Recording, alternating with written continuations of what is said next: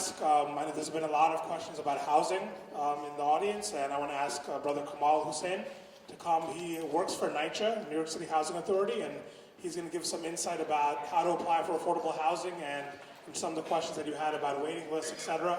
So please welcome Mr. Kamal Hossin. Thank you. Good evening, everyone, especially people that came from Mayor's office and different agencies from New York City. And I would also like to thank each and everyone who came out here in a very, very cold day, probably the most coldest day of the year, most likely. And আমি আসলে বাংলাই বলতে চাই মূলত এখানে most of the question that was asked about housing was pretty much answered by Mr. Williams. I believe he's from HRA, and also there is a people from the mayor's office. আমি একটু বাংলায় বলতে চাই যেটা হলো আমার মনে হয় সেটাই সুবিধা হবে. If any other person have any other question, you can ask me after this whole session. New York City Housing Authority is a federally funded program. It has two sections. Which is Section 8 subsidy. New York City যে বিভিন্ন জায়গায় বিভিন্ন ধরনের housing বা বাসা বরাদ্দ দেওয়া হয় আর আরেকটা যেটা সেকেন্ড পার্ট সেটা হচ্ছে পাবলিক হাউজিংটা হচ্ছে যেখানে যে বড় বড় প্রজেক্টগুলো আছে আপনারা দেখেন অনেকগুলো বিল্ডিং একসঙ্গে থাকে সেগুলো হচ্ছে পাবলিক হাউজিং এর আওতায় সেখানে বিভিন্ন প্রসেস থাকে সেই প্রসেসের মাধ্যমে হাউজিং এর বাসাগুলো অ্যালট করা হয় এলিজিবিলিটির একটা প্রশ্ন থাকে যে who can apply for এই ধরনের অ্যাপার্টমেন্টগুলোর জন্য কারা অ্যাপ্লাই করতে পারে কারা এলিজিবল এটার ক্রাইটেরিয়াটা কি যদি কোনো পেপার ওয়ার্ক না থাকে সোশ্যাল সিকিউরিটি নাম্বার না থাকে কোনো ডকুমেন্টেশন না থাকে তারা কি অ্যাপ্লাই করতে পারবে কিনা সেই ক্ষেত্রে ইনকামটা কত হতে পারে বা কত পর্যন্ত ইনকাম থাকলে একটা লোক অ্যাপ্লাই করতে পারে যদি কারো ইনকাম একদম না থাকে শূন্য ইনকাম জিরো ইনকাম তারা অ্যাপ্লাই করতে পারে কিনা আমি একটু প্রথম থেকে শুরু করি পাবলিক হাউজিং এ যে প্রজেক্ট বেসড যে প্রোগ্রামগুলো আছে প্রথমত mister William also mention before সেটা হচ্ছে ক্লিয়ারলি একটা জিনিস সেটা হলো যে সেকশনের যে প্রোগ্রামটা যে ভাউচারের যে প্রোগ্রামটা নিউ ইয়র্ক সিটি হাউজিং অথরিটির আন্ডারে পরিচালিত হচ্ছিল দীর্ঘদিন ধরে ফেডারেল ফান্ডিং এর অভাবে বিগত বেশ কিছুদিন ধরে সেই প্রোগ্রামটা এখন আপাতত বন্ধ আছে ইনফ্যাক্ট ম্যাটার অফ ফ্যাক্ট একটা সময় পর্যন্ত অ্যাপ্লিকেশন জমা নেওয়া হয়েছিল কিন্তু সেকশন 8 প্রোগ্রামিং এর জন্য এখন আর কোনো আপাতত এই মুহূর্তে কোনো ধরনের অ্যাপ্লিকেশন জমা নেওয়া হচ্ছে না সুতরাং আমার মনে হয় যদি ভবিষ্যতে ফেডারেল কোনো ফান্ডিং আসে যদি ওয়াশিংটন থেকে অথবা ফেড থেকে যদি আবার নতুন করে এই ক্ষেত্রে যদি টাকা বরাদ্দ দেওয়া হয় তবে সেই ক্ষেত্রে আবার যদি কখনো ওপেনিং হয় আপনারা সেটা বিভিন্ন পত্রপত্রিকা মিডিয়া এবং যে সরকারি এবং সিটির যে ওয়েবসাইটগুলো আছে সেগুলোতে আপনারা সেটা দেখতে পাবেন আমি শুধু একটু বলতে চাই যে পাবলিক হাউজিং সম্পর্কে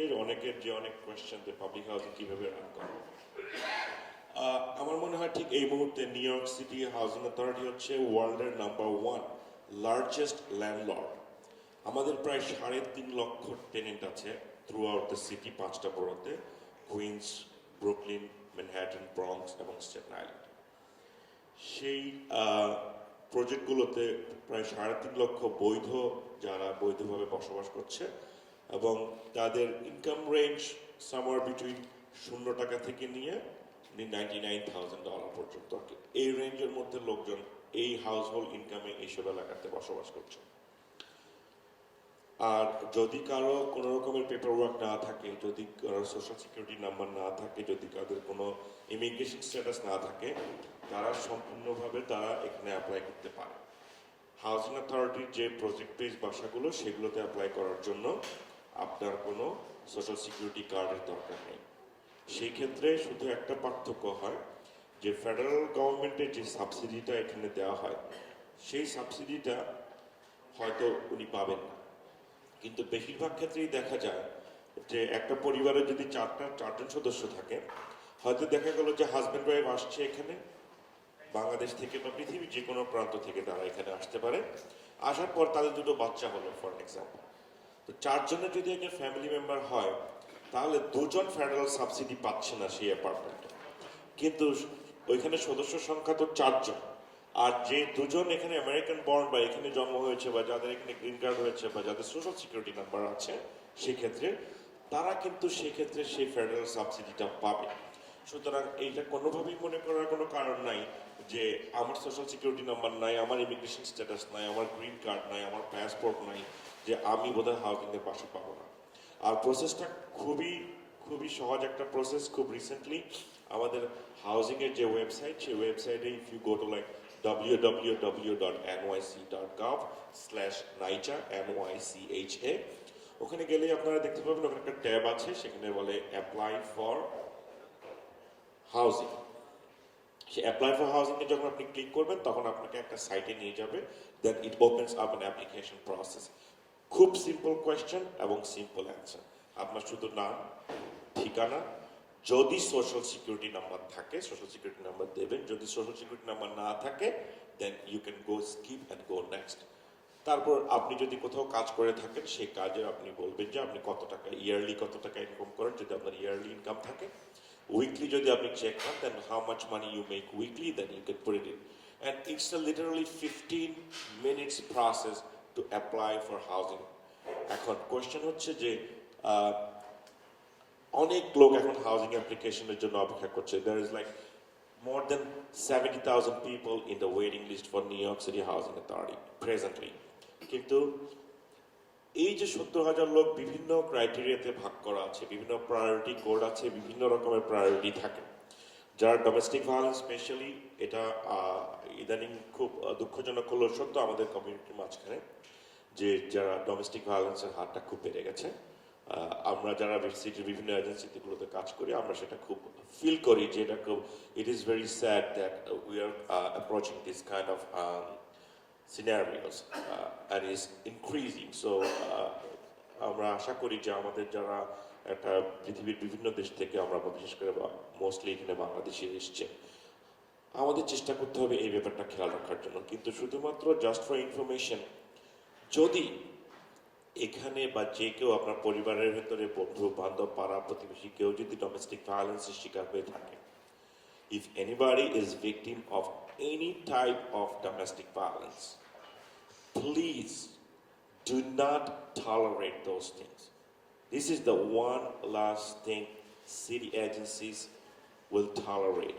And আমাদের একটাই কথা, সেটা হচ্ছে যে আমরা যে মূল্যবোধ এবং পারিবারিক যে একটা মূল্যবোধ নিয়ে দেশে আসছি বাংলাদেশ থেকে, বা আমরা বিশেষ করে মুসলিমস, এটা আমাদের ধরে রাখতে হবে। ধরে রাখার ব্যাপারটা, এই জিনিসগুলো যাতে আমরা ডিক্রিজ করতে পারি, আমাদের সমাজে যাতে এই জিনিসগুলো ছড়ায় না পড়ে, সেই জন্য আমাদের চেষ্টা করতে হবে। কিন্তু পাশাপাশি যদি দুঃখজনকভাবে বা কোনো কারণে যদি অ্যাক্সিডেন্টালি এই ধরনের ঘটনা হয়, হাউজিং অথরিটি তাদের জন্য একটা স্পেশাল ব্যবস্থা আছে। তারা যদি HR হিউম্যান রিসোর্স ডিপার্টমেন্টের মাধ্যমে যদি, এবং তারা যদি ডিভি শেল্টার আছে এখানে বিভিন্ন জায়গায় যে ডোমেস্টিক ভায়োলেন্সের শেল্টারগুলো আছে, সেই শেল্টারগুলোতে যদি যান তাহলে তাদের প্রায়োরিটিটা অনেক হাই হয়ে যায়, অনেক উঁচুতে চলে যায়। সেটার ক্ষেত্রে হয় কেউ, যে একটা ভাই প্রশ্ন করেছেন যে 9 বছর ধরে অপেক্ষা করছেন, সেই 9 বছরের অপেক্ষা কিন্তু ওনার শুধুমাত্র এই যে প্রায়োরিটাইজ করা আছে, যে কিছুদিন আগে লাস্ট 2 ইয়ার্স আগে আমাদের যখন স্যান্ডি হলো, স্যান্ডি যারা ভিকটিম ছিল, দ্যাট স্যান্ডি ভিকটিমের কারণে অনেকগুলো প্রায়োরিটি হয়তো দেখা গেল যে আপনি নেক্সট লাইনের মধ্যে, যে পরবর্তী সিলেকশনে আপনার নামটাই হয়তো আসবে বা আসার কথা, কিন্তু আপনার প্রায়োরিটি যদি M4 হয়, যেটা হচ্ছে শুধু আপনার নিড বেসড, আপনার হয়তো থাকার জায়গা আছে, আপনি এখন কারোর সঙ্গে থাকছেন, সেখানে হয়তো এমন হতে অবস্থা যে 5 জনের যেখানে থাকার ব্যবস্থা আছে সেখানে 10 জন থাকতেছেন, ওভারক্রাউডিং সিচুয়েশন আছে। কিন্তু যার বাড়িটা হয়তো আগের দিন রাতে বাড়িতে পুড়ে গেছে আগুনে, বা অন্য কোনো একটা ডোমেস্টিক ভায়োলেন্সের কারণে, বা কোনো একটা ইন্টিমিডিয়েটেড ভিকটিম, কোনো একটা জায়গায় উইটনেস, কোনো একটা ক্রাইমের উইটনেস যদি হয়ে থাকে, এই প্রায়োরিটিগুলো অন্য প্রায়োরিটিগুলোকে তখন কাট করে দেয়। সেই কাট করে দেওয়ার ফলে এই যে 9 বছর ধরে একটা যে প্রসেস যে ওয়েট করতেছে, সেই ওয়েটটা অনেক সময় দীর্ঘায়িত হতে থাকে। তারপরেও এখন মেয়রস অফিস চাচ্ছে একটা জিনিস, it's a very good news, this mayor, he doesn't want any homeless in the city, and in order for him to do this, he is doing every possible single way he can help us all the agencies. তো সেটার জন্য বলছি যে এখন হোমলেসের সংখ্যা তারা কমাতে চাচ্ছে, চেষ্টা করছে কেউ যাতে হোমলেস না থাকে, specially this kind of weather out there. কিন্তু ওই যে বললাম যে যখন অ্যাপ্লিকেশন করবেন আপনারা দুটো জিনিস খেয়াল রাখবেন, যে আপনাদের যদি কারোর কোনো রকমের যদি শারীরিক অক্ষমতা থাকে, আমাদের আছে অনেকের ফিজিক্যাল ডিসেবিলিটি থাকে, মেন্টাল ডিসেবিলিটি থাকে, এগুলো মেনশন করবেন। আর সিনিয়র সিটিজেনদের জন্য আলাদা বিল্ডিং আছে housing has the buildings for senior citizen, সেখানে শুধুমাত্র যারা 62 ইয়ার্স এন্ড ওল্ডার তারা সেখানে থাকতে পারে। সেখানে কোনো রকমের শুধুমাত্র অনেকেই আছে যে অনেকে বাবা মা দাদা দাদি তারা নিজেরা নিজেদের বাসা নিয়ে থাকতে চায়, তারা সেখানে অ্যাপ্লাই করতে পারে। অ্যাপ্লিকেশনটা যখন আপনি করবেন অনলাইনে বা আপনি কাগজের অ্যাপ্লিকেশন আছে সেটাও পাঠাতে পারেন, immediately you will get a notification through your email. আপনার ইমেলের মধ্যে একটা নোটিফিকেশন আসবে, সেটা আপনি দেখবেন, তারপর আপনার একটা চিঠি আসবে যে আপনার অ্যাপ্লিকেশনটা গৃহীত হয়েছে বা ইট ইজ অ্যাকসেপ্টেড। ওয়ান্স আপনার এটা চলে আসার পরে দেন ইটস এ ওয়েট টাইম। তারপর হয় কি, একটা নির্দিষ্ট সময়ের পরে তখন আমাদের যে অ্যাপ্লিকেশন অফিসগুলো আছে তারা আপনাকে ডাকবে ওখানে অফিসে ডাকার পরে আপনার যেসব প্রয়োজনীয় ডকুমেন্টেশন আছে সেগুলো আপনার কাছ থেকে চাইবে, social security card if you have one, birth certificate, পাসপোর্টের কপি, ইনকাম ইনফরমেশন, এগুলো নিয়ে আপনার এলিজিবিলিটিটা চেক করে দেন এটা অ্যাপ্লিকেশন ইউনিট থেকে, বাই দ্য ওয়ে আমি একটা কথা মেনশন করতে ভুলে গেছি, অ্যাপ্লিকেশনের মধ্যেই লেখা আছে আপনি কোথায় থাকতে চান। বড়ো ওয়াইড 5টা বড়োর চয়েস থাকে, সেখানে আপনি মনে করেন Brooklyn, Manhattan, Queens, Staten Island and also Queens, 5টা বড়ো থাকে, সেখানে যে কোনো দুটো বড়োর চয়েস আপনি দিতে পারেন, number 1, number 2। According to your বড়ো চয়েস অ্যাপ্লিকেশন এলিজিবিলিটিতে যদি আপনার অ্যাপ্লিকেশনটা ক্লিয়ার হয়, সেখান থেকে নির্দিষ্ট একটা প্রজেক্টে আপনার অ্যাপ্লিকেশনটা পাঠানো হবে। ফর অ্যান এক্সাম্পল আমি একটা উদাহরণ দিই, এখানে আমাদের কাছাকাছি আছে, মনে করেন যে 59 স্ট্রিট, ওই যে ব্রডওয়ে এবং 52 স্ট্রিটের কর্নারে উড সাইড, আমি ফর অ্যান এক্সাম্পল উদাহরণ, আপনার অ্যাপ্লিকেশনটা মনে করেন আপনার উড সাইডে চলে আসলো, তার মানে কি আপনি এখন বড় ওয়াইড ওয়েটিং লিস্ট থেকে আপনি এখন প্রজেক্টে চলে আসলেন, এখন you are in an advance level. আচ্ছা, এটার পাশাপাশি আপনার depending on your family size, 2 জন 4 জন 5 জন 7 জন যতই হোক আপনার ফ্যামিলি মেম্বার অনুযায়ী, সেই হিসাবে আপনার অ্যাপার্টমেন্ট সাইজ ডেজিগনেট করা হবে। যদি হাজব্যান্ড ওয়াইফ হয় তাদের জন্য 1 বেডরুম অথবা স্টুডিও বেডরুম থাকে, যদি হাজব্যান্ড ওয়াইফ এবং একটা ছেলে হয় সেক্ষেত্রে তারা পায় হচ্ছে 2টো বেডরুম। আর যদি মনে করেন যে হাজব্যান্ড ওয়াইফ, একটা ছেলে একটা মেয়ে, এই যদি কম্বিনেশন হয় ফ্যামিলি কম্পোজিশন, দেন সেই ক্ষেত্রে they are eligible for 3 bedrooms. And as far as my knowledge, housing authority have 6 bedrooms apartments. এবং কোনো কোনো ক্ষেত্রে হাউজিং অথরিটি 2টো অ্যাপার্টমেন্টকে ভেঙে একটা অ্যাপার্টমেন্ট করে দিয়েছে, যেহেতু তাদের ফ্যামিলি সাইজ অনেক বড়। আর হাউজিং অথরিটির যে ভাড়া এখন বর্তমানে সেটা আমার your rent can be $0. Housing authority rent, a person can have a 0 rent. What that means is your rent is 0 technically. And আর হাউজিং অথরিটির রেন্টটা কিভাবে ডিসাইড হয়, এটা ডিসাইড হচ্ছে আপনার ইনকামের উপর দিয়ে, যে কত টাকা আপনি আয় করেন। সবচেয়ে বিউটি হচ্ছে হাউজিং অথরিটির অ্যাপার্টমেন্টগুলো যে your rent is based on your income. What you make in 2015, that will decide what is going to be the rent for the 2016. That's the only landlord in the probably whole universe who decide your rent by your income. এখন মনে করেন আপনি housing অথরিটির বাসায় থাকেন, আপনি জানুয়ারি মাসে আপনার ইনকাম $50,000, আপনি বললেন যে okay I make $50,000, here is my income. You give them information.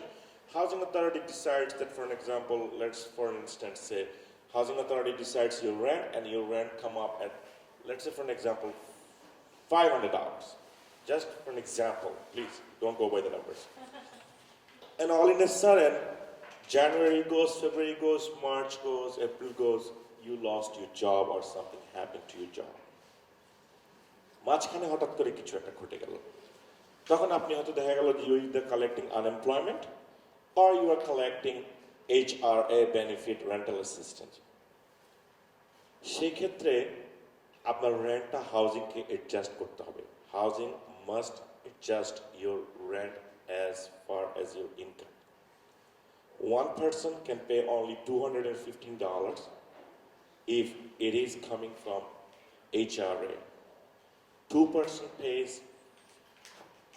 a child with a parent will pay only $283 and that will come from HRA.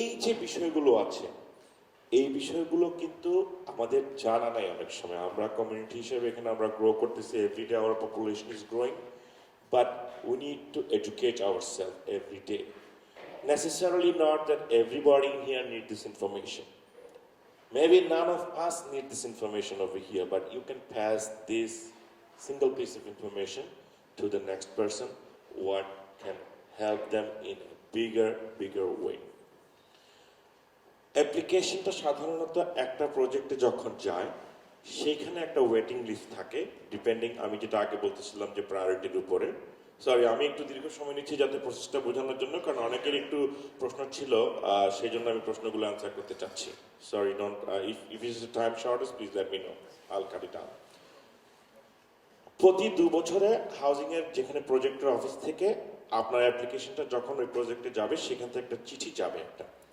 সেই চিঠিটা আপনাকে মেনশন করে দেবে যে তুমি কি এই প্রজেক্টটা এখনো এই কনসিডার করতে চাও কিনা ওয়েটিং লিস্টে বছরের সাধারণত প্রথম দিকে অ্যারাউন্ড জানুয়ারি ফেব্রুয়ারি এই চিঠিটা যায় এই চিঠিটা যাওয়ার পরে তখন ওখানে সাইন করে বলতে হয় still I am interested to stay in your waiting list one what if you don't want to stay in my waiting list you want to go to somebody else's waiting list that can also be done সেই ক্ষেত্রে আপনি যখন বলবেন যে না আমি তোমার waiting লিস্টটা কনসিডার করতে চাই না আমাকে অ্যাপ্লিকেশনটা তুমি অ্যাপ্লিকেশন ইউনিটে রিটার্ন করো তারা ওখান থেকে আবার রিঅ্যাসেস করে তখন আপনি আবার যেখানে নতুন করে যেতে চান সেইখানে তখন ওই অ্যাপ্লিকেশনটা পাঠিয়ে দেওয়া হবে আর it takes somewhere between most of the time যেটা হয়েছে যে আমাদের বাংলাদেশি কমিউনিটির ক্ষেত্রে বেশিরভাগ লোকই কুইন্সের জন্য অ্যাপ্লিকেশন জমা দিয়েছিল অতীতে এবং তাদেরকে বেশিরভাগকে ফার রকওয়ের দিকে বাসা দেওয়া হয়েছে যেটা আমার একটা নলেজে আছে আর কি ওখানে অনেকে সেখানে অনেকে অ্যাকসেপ্ট করতে চায় না because it's too fur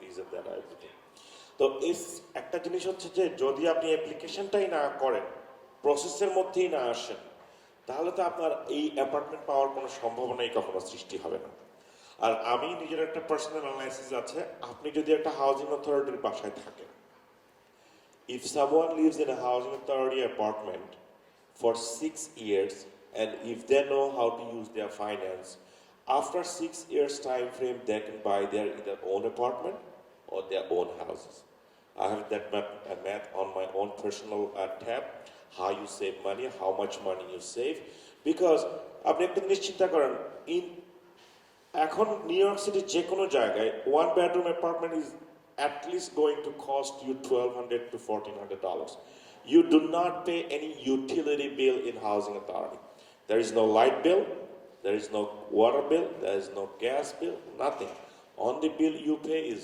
one bill is rent and if you use one air conditioner that's going to cost you only $10 a month so that total is $120 and I think that's damn cheap $120 for the whole year to use the air condition sometimes when it's summer the 1 month bill can cost you more than $200 besides if you can use a washing machine in housing authority apartment but you cannot use a dryer also there are some reasonable accommodation people with different kind of disability housing authority have to provide them with different kind of amenities like a lower sink, a different kind of knob and whole nine yards.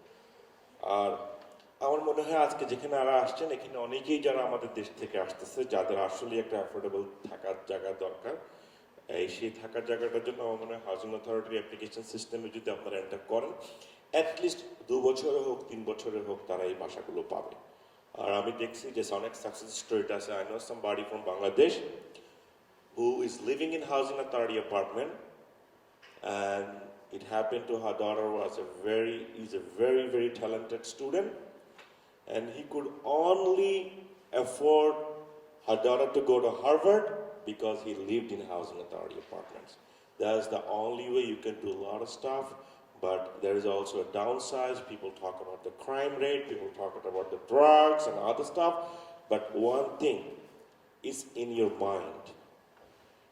Sonia Sotomayor came out from a housing authority project. She became the Chief Justice of this country. So there are success stories. Always there is going to be downsides. Do not just carry it away with some people who is always negative mentality. Do not listen. At least try. By this time you get selected, you can always say no. যে কোনো সময় আপনার selection প্রসেসে আপনার you're not spending anything. All you're doing is keeping a paper trail for a few years, and if you selected, you either accept the apartment or deny the apartment. It's up to you. Hopefully by this time you bought your own house, maybe your own apartment. Our পাশাপাশি our affordable housing এর ব্যাপারে there were some question, and Mr. William tried to answer most of the question. I think he did a pretty good job.